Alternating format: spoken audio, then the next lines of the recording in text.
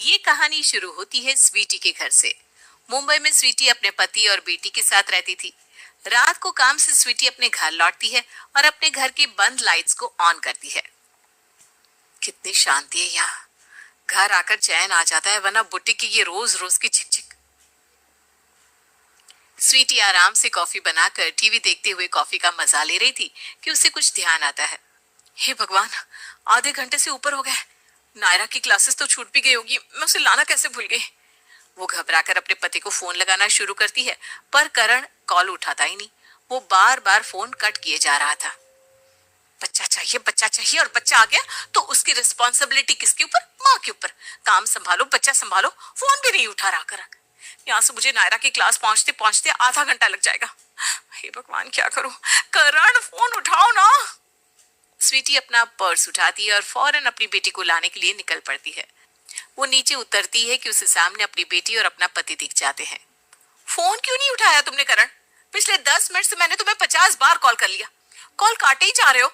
ऐसा कभी करती हूँ क्या मैं? कोई इमरजेंसी होती है इंसान तभी तो कॉल करता है ना। एसी रिपेयर करने से सिलेंडर लगाने तक सारा काम मैं ही करती हूँ। करना ही क्या पड़ता है तुम्हें? किसी गांव की लड़की को लेकर आते तब समझ में आता। क्या हो गया है तुम्हें? इतनी घबरा क्यों रही हो स्वीटी?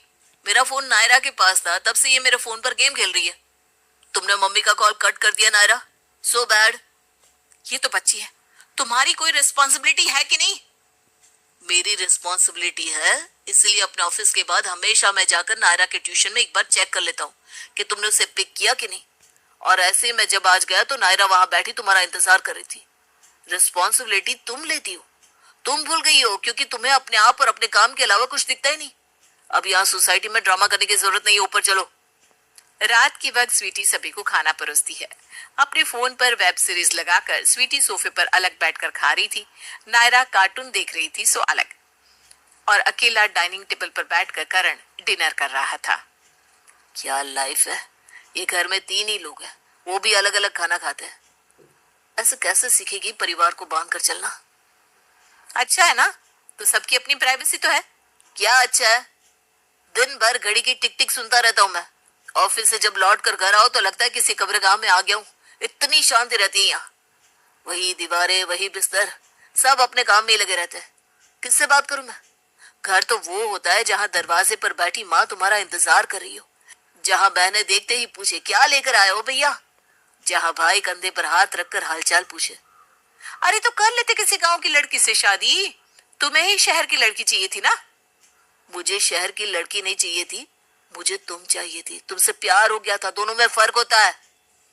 खाना खाने के बाद करण झूठे बर्तन साफ करता है और अगले दिन के लिए अपनी बेटी का बैग पैक करने बैठ जाता है।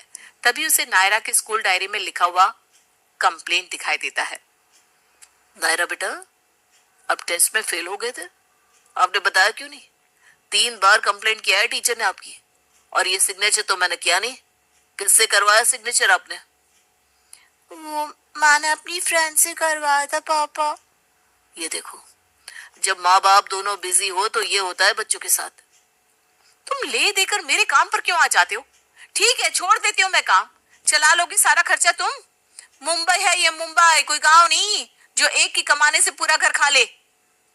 तो फिर गांव ही चलते हैं, मैं वर्क फ्रॉम होम ले लूंगा। तुम्हें भी जो कपड़े लेने हैं ले लो, डिजाइन तो तुम खुद ही रेडी करती हो, वहीं से ऑर्डर पूरा करके यहाँ कुरियर करवा देना।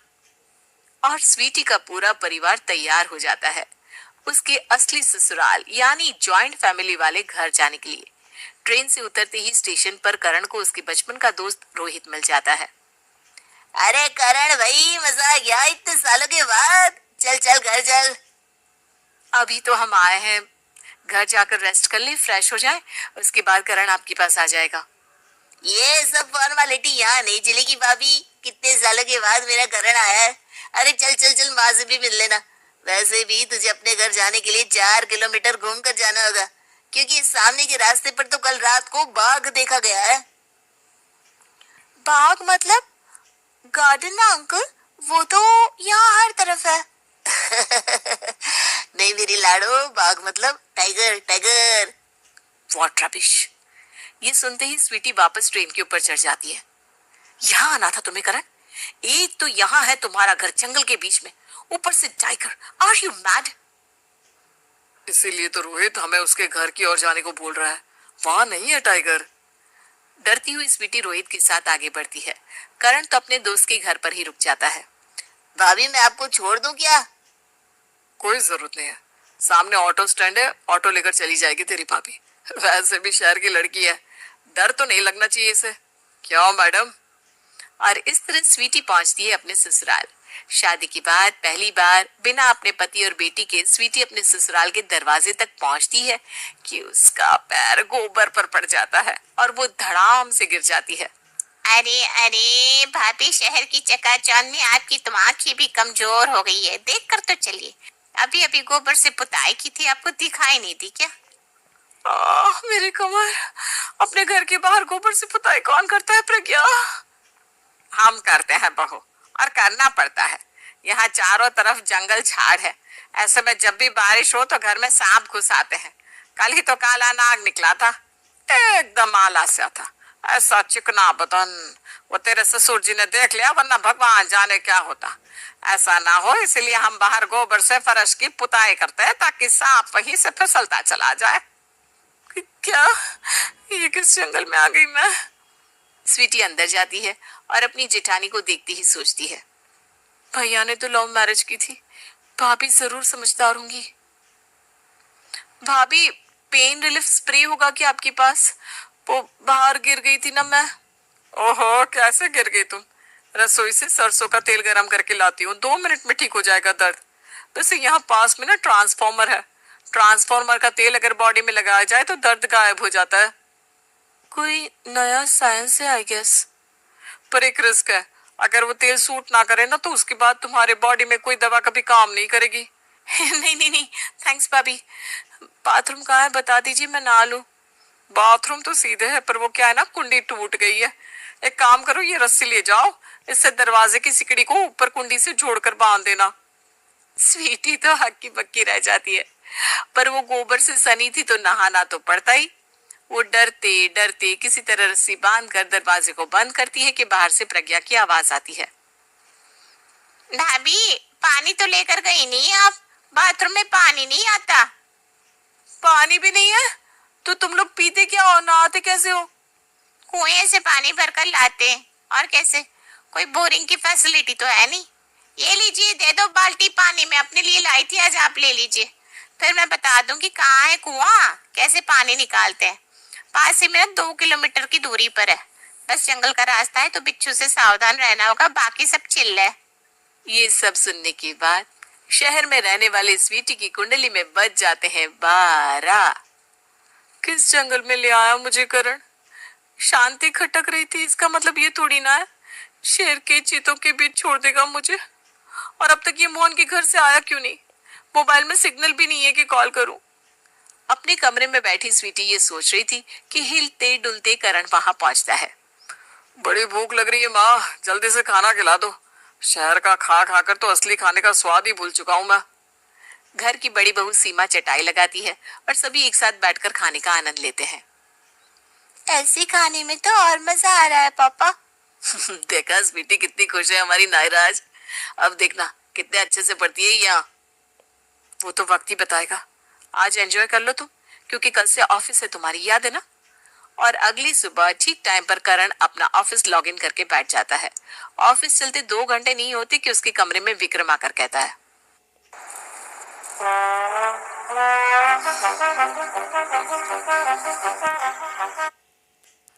क्या भाई, अंदर कमरे में घुसकर बैठ गया? हाँ, चल दोनों भाई मिलकर लकड़ी काटने जंगल चलते हैं। लकड़ी काटने भैया? तो क्या, यहाँ पर तो जनानियां कमरे में बैठ कर नहीं रहती, तो तू क्यों नई नवेली दुल्हन की तरह सुबह से कमरे में दुबक कर बैठा है, बाहर ही नहीं निकल रहा? मैं दरवाजे पर तेरा इंतजार कर रहा हूँ, जल्दी से आजा। अब अपने बड़े भाई को करण मना करता तो कैसे? ऑफिस से ब्रेक लेकर उसे अपने भाई के साथ जाना पड़ता है। इतनी कड़ी धूप में लकड़ियां काट कर करण उसके मोटे मोटे गट्ठर तैयार कर कर अपने सर पर लाद कर वापस आता है। तुम दोनों अकेले ही लकड़ी लाने चले गए थे, मुझे भी बोला होता। चलो लकड़ी आ गई है तो बहू अब खाना पका लेगी। लकड़ी पर खाना बनाते हैं आप लोग? हाँ देवरानी जी, शहर की तरह यहाँ गैस चूल्हे की सुविधा नहीं है, और लकड़ी पर पका हुआ खाना स्वास्थ्य के लिए बहुत अच्छा होता है। चलिए रसोई में, मैं आपको बताती हूँ कैसे बनाना है खाना। वो वो क्या ना भाभी, मैं तो चली जाऊं रसोई में, पर करण कह रहे थे कि यहाँ आकर सबसे पहले वो खाना बनाना सीखना चाहते हैं। चलो करण, तुम भी मेरे साथ चलो, नहीं तो रात को तुम मुझसे झगड़ोगे कि मैंने तुम्हें लकड़ी पर खाना बनाने का मौका नहीं दिया। और यहाँ करण फंस जाता है। खांसते खांसते दोनों मियाँ बीवी चूल्हा जलाने की कोशिश करते हैं। सीमा तो 5 मिनट में चूल्हा जला लेती है। आपने तो चूल्हा जला ही लिया है भाभी, हम इसी पर पका कर खा लेंगे। एक घर में 2 चूल्हे जलाने की क्या जरूरत है? किसी दिन अगर मैं रसोई में ना आ पाई तो हाँ, आप दोनों को भी ये काम आना चाहिए ना देवर जी। कुछ दिन में तो प्रज्ञा की शादी हो जाएगी, फिर काम की जिम्मेदारी आएगी किस पर? घर की छोटी बहू पर। धीरे धीरे अब करण को भी इन चीजों से प्रॉब्लम होने लगती है। एक दोपहर करण एक मीटिंग में होता है कि बाहर उसके मम्मी पापा में कलेश हो जाता है। किया ही क्या है आपने आज तक? मेरे लिए गहने बनवा कर दिए क्या? इतने बड़े घर को छोड़कर आपके पीछे आई थी मैं, क्या मिला मुझे यहाँ? कुछ भी नहीं। तो मैं भी कोई भिखारियों के घर का नहीं था। वो तो मेरी माँ को तुम पसंद नहीं आई थी। तुम्हारे साथ रहने के लिए सब छोड़कर इस जंगल में बस गया मैं। तो कुर्बानी सिर्फ तुमने नहीं दी, मैंने भी दी है। और मुझे क्या मिला इसके बदले? अरे तो मैंने बोला था क्या तुम्हें अपना घर छोड़ने को? क्या माँ जी बाबूजी, यहाँ प्रज्ञा दीदी की शादी की बात चल रही थी और आप दोनों खुद लड़ने लगे। ऐसे तो उनके मन में शादी के नाम का खौफ आ जाएगा। तभी करण अपने कमरे से बाहर आता है। सारी लड़ाई आप लोगों को आज ही करनी है क्या? 10 बार बोल चुका हूँ, अंदर मेरी मीटिंग चल रही है, शांति दीजिए आप लोग मुझे। ये कैसे बात कर रहे हैं अपने बड़ों से आप देवर जी? आज अगर आपके भैया यहाँ होते ना तो बहुत नाराज होते।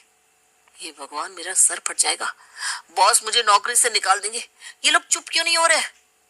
यहाँ पारंपरिक कलेश चल ही रहा था कि वहां रसोई से चीखती चिल्लाती स्वीटी बाहर आती है।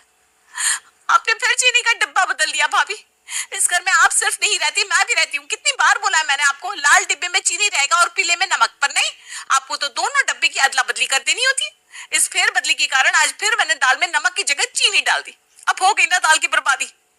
अरे छोटी की बहू, क्यों सुबह सुबह गला फाड़ रही हो? क्या क्या बोला तुमने नायरा? ये कौन सी भाषा बोलने लगी हो तुम? अपनी माँ से ऐसे बात करते ये सीख रही हो तुम यहाँ? मैं तो दादी का काम हल्का कर रही हूँ मम्मी। आप यही बोलने वाली है ना दादी? सुबह सुबह क्यों गला फाड़ते हुए रसोई से आ रही है छोटे की बहू? अब क्या घट गया तुम्हें? नायरा के सामने आप ये कैसी जुबान बोल रही है मम्मी जी? देख नहीं रही है? पढ़ने की उम्र में कैसे ये आपकी बातों को रिपीट करना सीख रही है? अरे तो पढ़कर करेगी क्या? करण को भी तो पढ़ाई का भूत चढ़ा था, पढ़ लिया, कर ली नौकरी, आखिर में यही लौट कर आ गया ना। मेरी नायरा को तो बचपन से ही मैं सारा काम सिखा दूंगी ताकि इसे तेरी तरह दिक्कत ना हो। ये हुई ना बात माड़ी। ससुराल अगर जंगल में हो तो बिजली कितनी ही देर टिकती। सुबह के 1 बजे गई बिजली शाम के 7 बजे तक आती नहीं, जिसके कारण करण का लैपटॉप पूरी तरह बंद होने के कगार पर पहुंच जाता है। 2 दिन का काम बाकी है, सब कैसे होगा स्वीटी? कल सुबह क्या बनाऊं समझ में नहीं आ रहा। कितना भी अच्छा कर लूं मैं, फिर भी सबके मुंह पर नाम सिर्फ सीमा का ही रहता है। यहाँ मैं काम की बात कर रहा हूँ और तुम हो कि तब से सीमा भाभी के नाम की माला जपे जा रही हो। अब घर पर रहूंगी तो ऐसी ही बातें करूंगी ना, और कोई काम तो है नहीं यहाँ करने को। यह करण स्वीटी को कब से कुछ कहने की कोशिश कर रहा था, पर स्वीटी थी कि वो अपने ही प्रॉब्लम में फंसी हुई थी। तभी उनके कमरे के दरवाजे पर दस्तक होती है। प्रज्ञा, तुम इतनी रात गए, क्या बात हुई? पापा मम्मी के कमरे में सांप निकला है भाभी। अब कहाँ जाकर छुप कर बैठ गया, अब कौन जाने। पापा तो कमरे का दरवाजा लगाकर मेरे कमरे में आ गए। अब सुबह ढूंढा जाएगा सांप को। मेरा कमरा कितना छोटा है आप जानती है ना। वहाँ पापा मम्मी सो गए इसलिए मैं यहाँ आ गई। ये लाइट कब आएगी प्रज्ञा? नहीं आएगी लाइट भैया। विक्रम भैया कह रहे थे कि पास के गांव में बहुत तेज तूफान आया है, बिजली के सारे खंभे गिर गए हैं। शायद हफ्ता भी लग सकता है। इसके पहले तो जब एक बार बिजली गई थी ना तो पूरे 1 महीने बाद आई थी। तो इतने दिन तुम लोगों ने मैनेज कैसे किया? लालटेन जिंदाबाद, मोमबत्तियां जिंदाबाद। और वो भी ना हो तो कोई दिक्कत नहीं। अब तो हमें चांद की रोशनी में सब कुछ करने की आदत हो गई है। मम्मी तो इस उम्र में भी चांद की रोशनी में सुई में धागा पिरो लेती है। वो सब छोड़ प्रज्ञा, तुम यहाँ आई हो तो बताओ, क्या मैं किसी काम में कोई कमी छोड़ रही हूँ? फिर क्यों सबको यहाँ दिन भर भाभी की तारीफ करते रहते हैं? यहाँ करण अपने ऑफिस का काम नहीं कर पा रहा था और उसकी बीवी को तो अपनी जिठानी से ही प्रॉब्लम हुई पड़ी थी। दिन भर काम में फोकस रहने वाली लड़की को क्या हो गया? जब देखो तब बस सीमा भाभी को पागल हो गई ये स्वीटियां। मैंने सोचा था नायरा यहाँ आकर घर परिवार को समझना सीखेगी, पर वो तो और बदतमीज हो गई। वहां घड़ी की टिक टिक सुनाई देती थी, तो यहाँ खुद की आवाज भी सुनना मुश्किल होता जा रहा है। अगर बिजली आई नहीं तो मेरी नौकरी चली जाएगी। फिर क्या मैं जिंदगी भर लकड़ी काटता रहूंगा? नहीं, बहुत हुआ। रात को जब सभी सो रहे थे, धीरे से करण अपनी बीवी को जगाता है। क्या हुआ? चूल्हा नहीं जल रहा है क्या? चूल्हे से बाहर आ जा मेरी माँ, हम वापस चल रहे हैं। जरा भी आवाज मत करो, किसी को पता चला तो ये लोग हमें यहीं रोक लेंगे।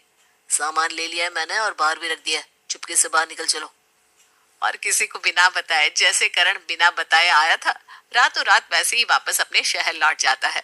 अगली सुबह माँ भाभी, छोटी भाभी भी घर पर नहीं है और भैया भी नहीं है और नायरा भी नहीं है। जाने वाले को कौन रोक सकता है बेटा? हमारे पास तो 50 काम है करने को, अब इस बारे में सोचे कौन? तो विक्रम चल रहा है ना लकड़ी काटने, और पता नहीं ये कमरे में बड़ा सांप निकला होगा कि नहीं। क्या लगता है आपको सुषमा जी?